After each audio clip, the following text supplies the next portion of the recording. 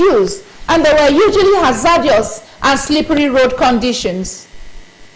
Mr. Mohammed advised motorists to reduce their speed during this time and apply speed limit because the road surface was often slippery.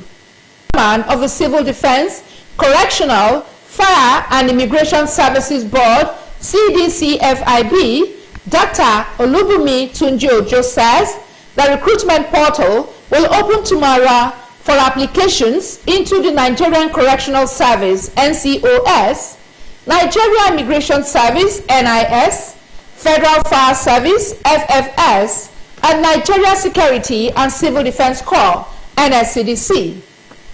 The statement urged applicants to avoid fraudsters while giving assurance that the process will be transparent and seamless, in line with the renewed hope agenda of President Bola Tinubu. It said disciplinary action had been taken against 224 personnel across the paramilitary agencies for various infractions, with sanctions ranging from dismissal and compulsory retirement to warnings, loss of seniority, rejection of appeals.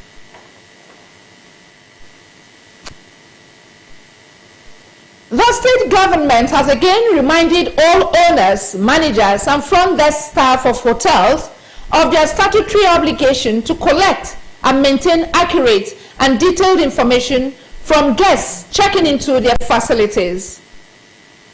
Director General of the State Bureau for Communications and Orientation, Dr. Fred Okenasive, who gave the reminder in a statement yesterday, said the action became necessary in light of recent incidents of ritual killings, sexual violence, and murder in some hotels in the country, and few reported cases in the state. The statement said it had become imperative for hotel authorities to adhere strictly to the law requiring them to obtain specific information from guests, pointing out that such information was crucial in aiding law enforcement agents to track down perpetrators and bring them to justice. According to the statement, the vital information includes driver's license, international passport, national identity number, valid identity card, permanent voter card, or any other government-issued identity. It also listed detailed addresses of guest residences and workplaces, check-in and departure dates, location of departure and destination, detailed information about co-guests, especially female guests, telephone numbers, email address, and guest occupation or profession. The statement directed licensed hoteliers and hotel unions to henceforth provide and ensure security surveillance to monitor the activities of guests within their premises and facilities as requested by law.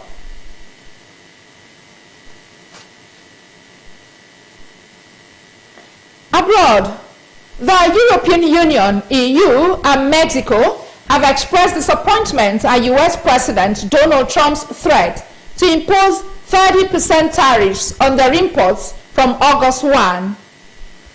Mexico criticized what it called Trump's unfair deal and insisted its sovereignty was non-negotiable, while the EU's chief, Ursula von der Leyen, threatened to take proportionate countermeasures if needed. Both said they wanted to keep negotiating with the US. President Trump had warned he will impose even higher import taxes if either of the US trading partners decide to retaliate. This week, President Trump also announced new tariffs on goods from Japan, South Korea, Canada, and Brazil from next month. In his letters to the EU and Mexico, President Trump warned that if either trade partner retaliated with import duties of their own against the US, he would hit back by raising tariffs by a similar percentage over and above the 30%. Washington and Brussels had hoped to reach an agreement before a deadline of 9 July, but there have been no announcements on progress. Von der Leyen said the EU remained ready to continue working towards an agreement by August 1. Back home and in business, the Federal Inland Revenue Service, FIRS, has taken steps to deepen public understanding of tax policies and reforms by actively engaging media professionals aiming to foster voluntary compliance among Nigerian taxpayers. At a media sensitization program held in Abuja, Mr. Arabiri Atoyebi, Technical Assistant Broadcast Media to the Executive Chairman of the FIRS and convener of the session, explained that the initiative was beyond publicizing the agency's work.